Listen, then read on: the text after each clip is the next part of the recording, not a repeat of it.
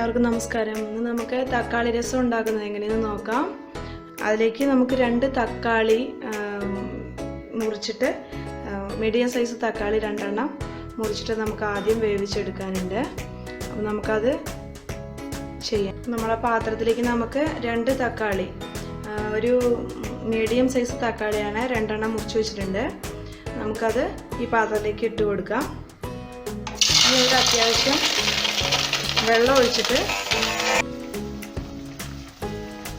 നമ്മൾ ആ തക്കാളിയിലോട്ട് ലേശം മഞ്ഞൾപ്പൊടി ഇട്ട് കൊടുത്തിരിക്കുകയാണ്. കുറച്ച് മാത്രമേ മഞ്ഞൾപ്പൊടി ഇട്ട് കൊടുത്തിട്ടുള്ളൂ.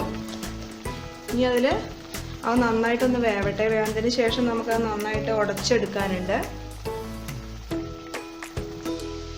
ഇപ്പം നമ്മുടെ തക്കാളി നന്നായി വെന്തിട്ടുണ്ട്. നമുക്കത് നന്നായിട്ട് ഉടച്ചെടുക്കാം.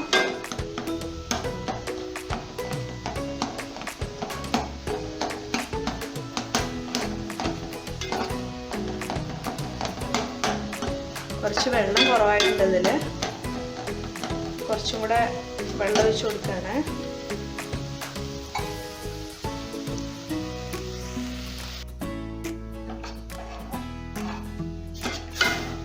ഇത്രയും വെള്ളം മതി. ഇനി നമുക്ക് പുളിവെള്ളവും ഒക്കെ ഒഴിക്കാനുള്ളതുകൊണ്ട് ഇനി നമുക്ക് ഈ തക്കാളിയിലേക്ക് രസത്തിന് വേണ്ട ചേരുവകളൊക്കെ ഇട്ട് കൊടുക്കാം. 1 സ്പൂണ് വെളുത്തുള്ളി ചതച്ച് വെച്ചിട്ടുണ്ട്. അത് അതിലേക്ക് ഇട്ട് കൊടുക്കാം. പിന്നെ അതേപോലെ 1 സ്പൂൺ ചെറിയ ഉള്ളി ചതച്ച് വെച്ചതാണ്. അത് നമുക്ക് അതിലേക്ക് ഇട്ട് കൊടുക്കാം.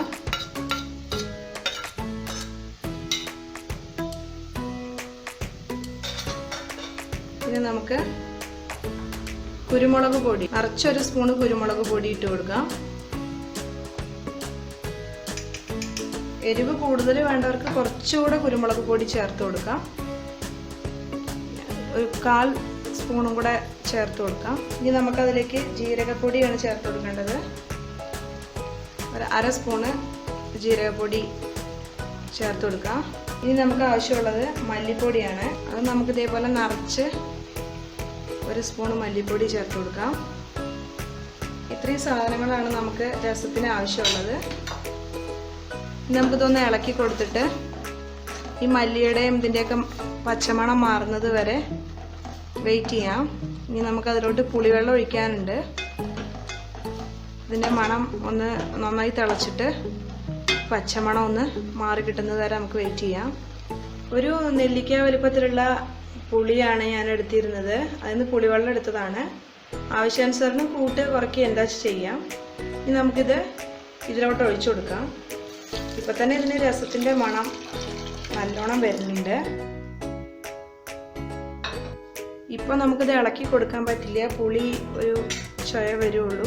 അത് നന്നായി തിളച്ചതിന് ശേഷം പാകത്തിന് വെള്ളം ഒഴിച്ചിട്ട് ഉപ്പും ചേർത്ത് കൊടുത്തിട്ട് നമുക്ക് രസം വാങ്ങി വെക്കാം. അത് നന്നായിട്ട് തിളയ്ക്കുന്നത് വരെ വെയിറ്റ് ചെയ്യാം. നമ്മുടെ പുളിവെള്ളം ഒഴിച്ചത് നന്നായിട്ട് തിളയ്ക്കാൻ തുടങ്ങിയിട്ടുണ്ട്. ഇനി നമുക്ക് എത്ര വെള്ളമാണോ ആവശ്യം വെച്ചാൽ അതിനനുസരിച്ചിട്ട് നമുക്കതിലോട്ട് ആവശ്യമുള്ള വെള്ളം ഒഴിച്ചു കൊടുക്കാം.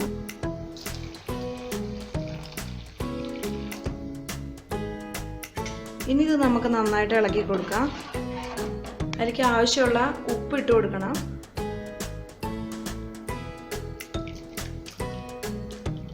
കല്ലുപ്പാണ് ഇട്ട് കൊടുത്തിട്ടുണ്ട്. ഞാൻ രസം വെക്കുമ്പോൾ മുളക് പൊടി ഉപയോഗിക്കാറില്ല. മുളക് പൊടി ഉപയോഗിക്കാതെയാണ് എപ്പോഴും ഞാൻ രസം വെക്കാറുള്ളത്. കുരുമുളക് പൊടി ആവശ്യത്തിന് ഉപയോഗിക്കുക ചെയ്യാറ്. എരിവ് കമ്മിയാണെന്നുണ്ടെങ്കിൽ കുരുമുളക് പൊടി കുറച്ചുകൂടെ കൂട്ടി കൊടുത്താൽ മതി. ഇനി നമുക്ക് അതിലേക്ക് ആവശ്യമുള്ളത് എന്താണെന്ന് വെച്ചാൽ കറിവേപ്പിലയും മല്ലിയിലയൊക്കെയാണ് ആവശ്യമുള്ളത്. ഞാൻ മല്ലിയിലയ്ക്ക് പകരം നമ്മുടെ നാട്ടിൻപുറത്ത് കാണുന്ന ഈ ഇലയാണ് ഉപയോഗിക്കാറ്. ഒരേ മല്ലിയിലയുടെ അതേ ഗുണവും ഒക്കെയുള്ള ഒരു ഇലയാണിത്.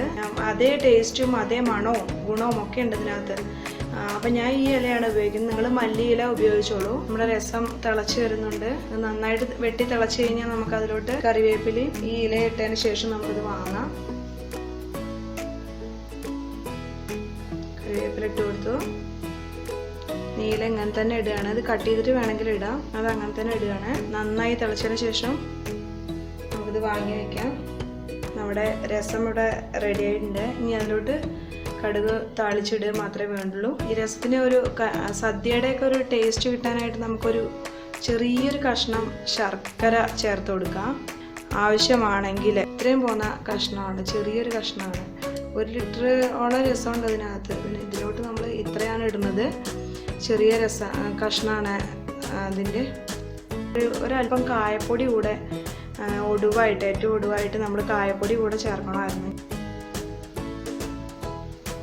ഏറ്റവും ഒടുവ് നമ്മൾ ഈ കായപ്പൊടി ചേർത്ത് രസം വാങ്ങി വെക്കുകയാണ്. ഒരു 1/4 സ്പൂണോളം 1/4 ടീസ്പൂണ് കായപ്പൊടിയാണ് നമ്മളിതിൽ ചേർത്തത്.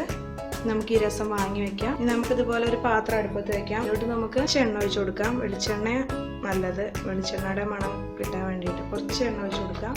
1 സ്പൂൺ എണ്ണ ഒഴിച്ചിട്ടുണ്ടെങ്കിൽ അതിലോട്ട് നമുക്ക് കടുക് ഇട്ട് കൊടുക്കാം. ഇനി അതിലേക്ക് 2 കപ്പൽമുളക് പൊട്ടിച്ചതും കറിവേപ്പിലയും എടുത്ത് വെച്ചിട്ടുണ്ട്. അത് നമുക്കതിലേക്ക് ഇട്ട് കൊടുക്കാം.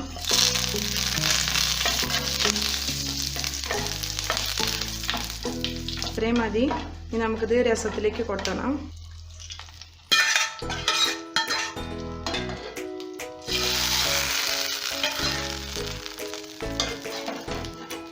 നമ്മുടെ തക്കാളി രസം ഇവിടെ റെഡിയാണ്. എല്ലാവരും ഇത് ട്രൈ ചെയ്ത് നോക്കണം. വളരെ എളുപ്പത്തിൽ നമുക്ക് എല്ലാവർക്കും ഇഷ്ടപ്പെടുമെന്ന് വിചാരിക്കുന്നു. ഇഷ്ടപ്പെട്ടാൽ ലൈക്ക് ചെയ്യണം, എൻ്റെ ചാനൽ സബ്സ്ക്രൈബ് ചെയ്യണം, എല്ലാവരുമായിട്ട് ഷെയർ ചെയ്യണം. അടുത്തൊരു വീഡിയോ ആയിട്ട് വീണ്ടും വരാം. ബൈ.